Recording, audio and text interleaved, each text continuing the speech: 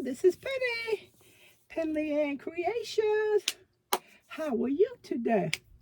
I hope you are having a beautiful day.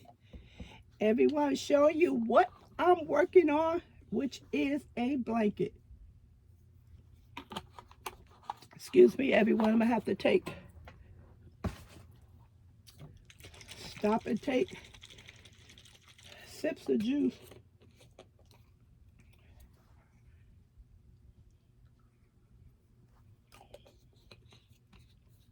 Pardon me for the delay.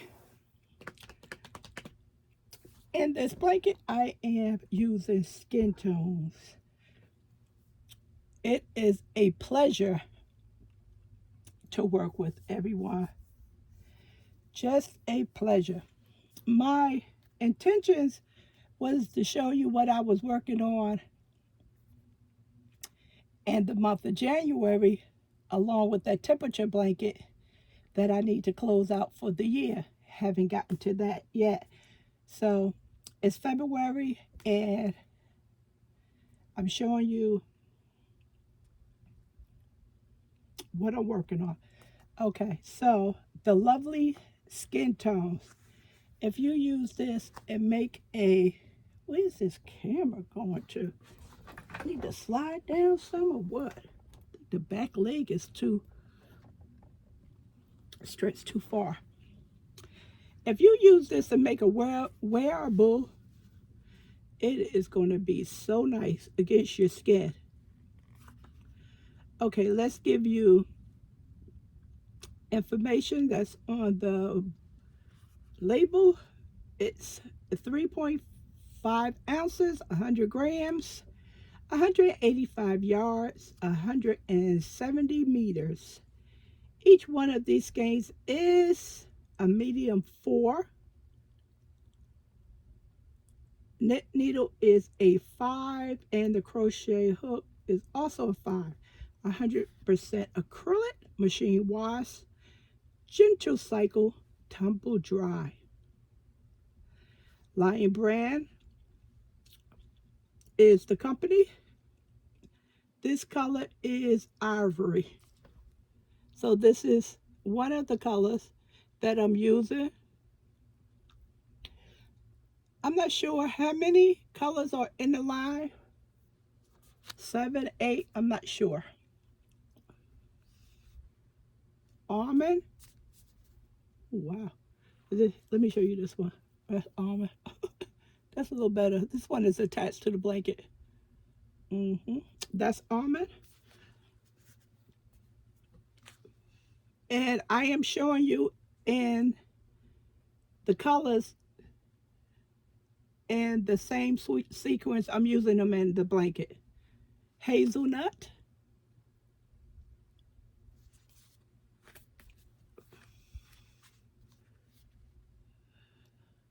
Skein. Let's go this way.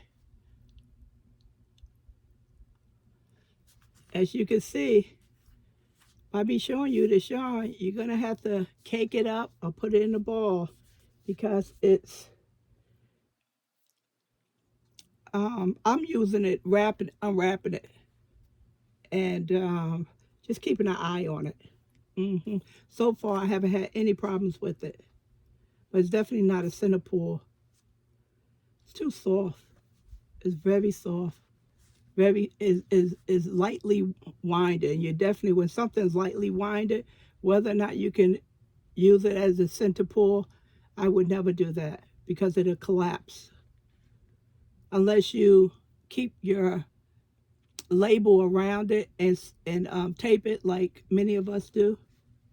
I don't want to say I taught you that, take all the credit, but I'll take some of it. Ebony is this color.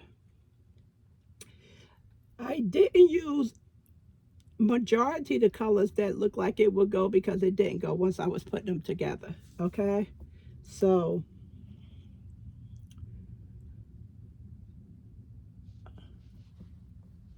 I forgot what color I was going to use. I think in the beginning I was going to use either the ebony or the ivory as the border. So I don't know what I'm going to do now because I included both of these colors in the blanket. So I'll make the decision when I get there. Very nice yarn to work with, everyone. Very nice. So most likely I have to ask Calvin to go in the basement because, let's see if you can see. I don't want to make you dizzy. Let's see if you can see. Oh, see that shelf right there? Right there? And then this way. And that one? That's used to be packed with skin tone. And being that I've been working on the blanket, no longer is. And I'm running out of the colors on the shelf that I'm using in the blanket. So I have to ask him to please go in the basement because I asked him to bring up my Schitt's Creek for me so I can put them on the shelf. And out of the, he had his head turned and I could see his eyes, and it was not something he was willing to do. And I said to him, oh, just whenever you get a chance. I could imagine what he was saying because they just took those down. And now you want me to bring them back up? So, because Calvin, he always say yes to me, but I understood that we just packed those yarns up and had them taken downstairs and bring them back up. But family member is coming over this weekend. He has first leg, so I'll ask him to bring it back up for me. Plus, he can make a couple of dollars. He goes to high school, and it's best to give them money. And like a elderly said to me, it's best to give them money, work for it, keep them from knocking somebody in the head. You don't never want a kid to never have nothing all the time. So I usually try and find jobs for them around the house so they can always have pocket change. Excuse me, not pocket change, on one of their cards. Because they don't have cash. Everything is online with them. Okay, everyone, this is the blanket. I was going to snip this. Oh, it's so pretty. Yes, my colors. So pretty. I'm going to open it up now. This is what I wanted to make this video a little bit earlier, but time wasn't on my side. And this is what I wanted to go over with you. Bear with me. I'm getting to it. I wanted to go over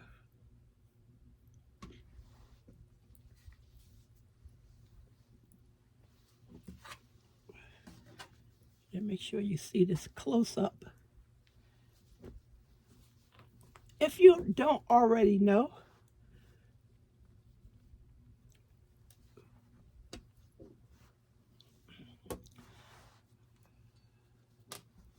okay, so yesterday, day before that, I just basically sewed in the ends that was running across this area. Now, I can see something that I wanted to show you.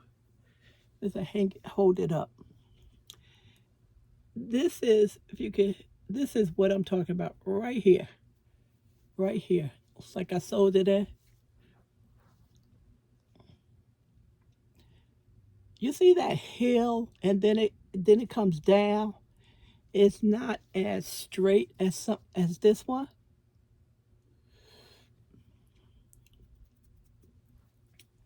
From the beginning of this blanket all the way down, it had that up and down, up and down. So what I wanted to say to you is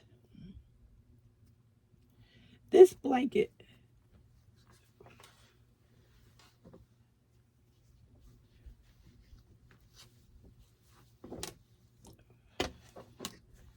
This is how this blanket is made.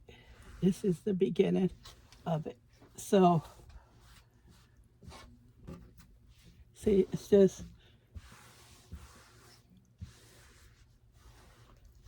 start from this end right here. This is my beginning rows.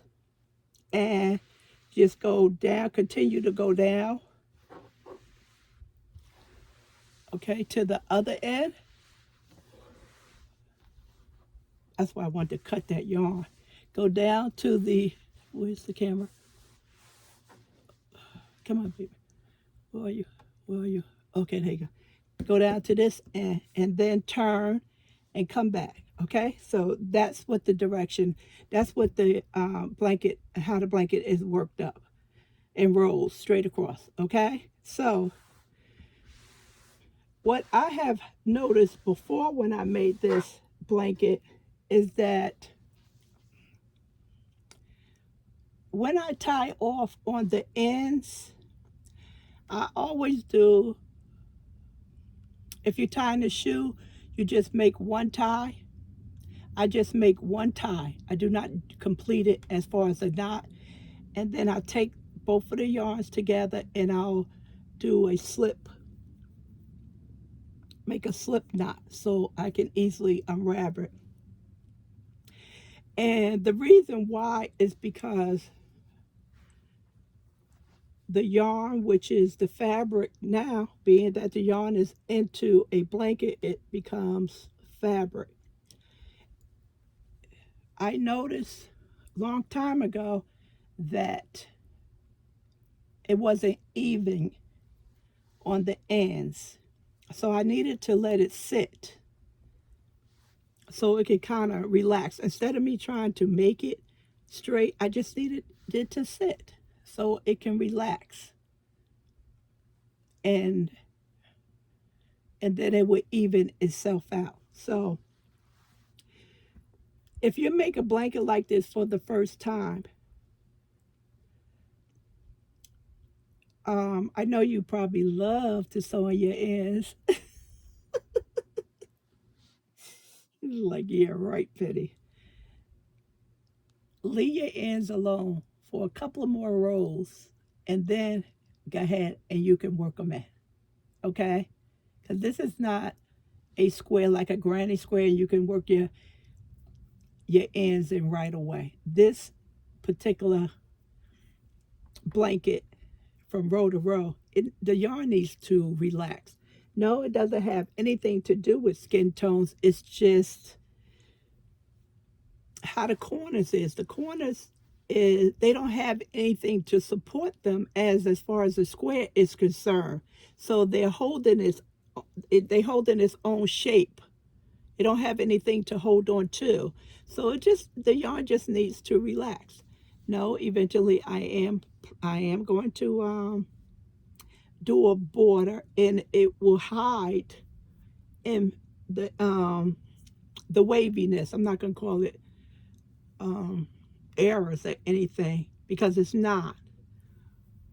And try not to be so aggressive with, weaving in your ends, and make sure you have, excuse me, have a long enough tail so you can just go further than you normally would. On a granny square, you don't need to do all that. It's just this type of blanket. That type of blanket.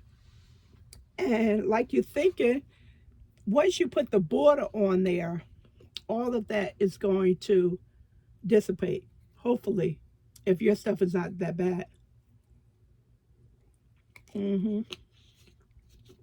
So if you're one of those person who's sewing your ends right away, if you're doing a blanket like this, I suggest that you go a couple more rows and then go back and sew it in. And the reason why I don't have so many ends to sew in, because I cannot stand all those ends. I used to say to myself, oh, I can't stand sewing in ends. And the reason why I said that was because I didn't want to stop crocheting to sew in ends. I was in a groove. I wanted to continue to work. And I said, I don't like sewing in ends. And I convinced myself I told myself, don't say that. Because when you say you don't like doing something, it really becomes a problem. So ends don't bother me anymore. Sometimes they are extremely relaxing if you have a lot of them to get through. So I had a lot of them to get through because I wanted to hold on to them so I can show you the ends.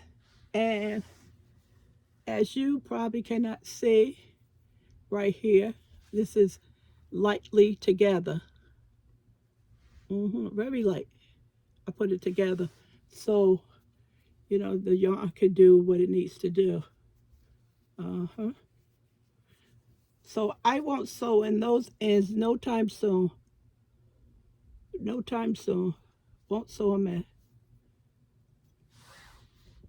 So this is my project. It is so nice. It's mostly going to go downstairs in the living room. I noticed that when people come over and they want a blanket, they don't choose the store-bought blankets anymore. They choose the crochet blankets or the knit blankets. That's what they choose.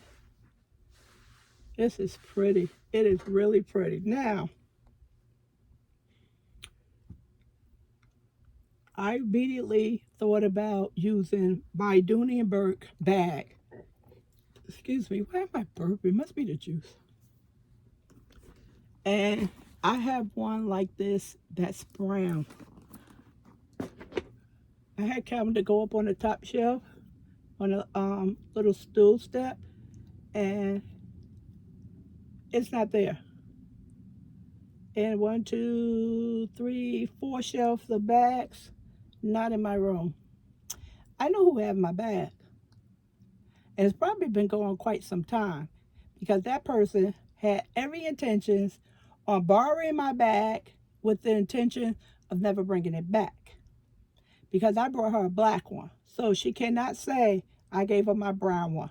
She probably can say I gave her this green one, but not the brown one. So I couldn't find my bag. So I'm going to have to not call her, wait till I see her and I can look at her eyes and say, hey, I know you got my bag. So anyway, this bag will still work. It still works because it has the brown right there. So it's probably, this blanket is too large for this, but being that I'm carrying around plastic bags, and I was like, I have to stop this. And I thought about my Dooney and Burke carry bags, like a shopper bag. This thing is about 15 years old, everyone. Look at that. How clean and neat it is, because I really take care of my stuff. I really do. I really do. I really take care of my stuff. That's gratefulness. So I said I can use some of my shopping bags as project bags. Stop all this plastic, It's really ridiculous. And the house is one thing. Okay, so that's it, everyone. Let's show you my beautiful project. And this skin tone, this is perfect. Just perfect for a wearable. Yes, perfect for a wearable. It's not a splitting yarn, everyone. Not at all. It's a pleasure to work with. So I have to just keep my eye out in case they decide to do some funny stuff, which is discontinue it. Make sure I just have enough, because what I'm using for the blanket, I ate into a lot of my inventory. This reminds me, what's that other yarn? line. Let me see. I may have some in this box. Wait, everyone. Yeah, Heartland. This reminds me of Heartland. Heartland is nice too.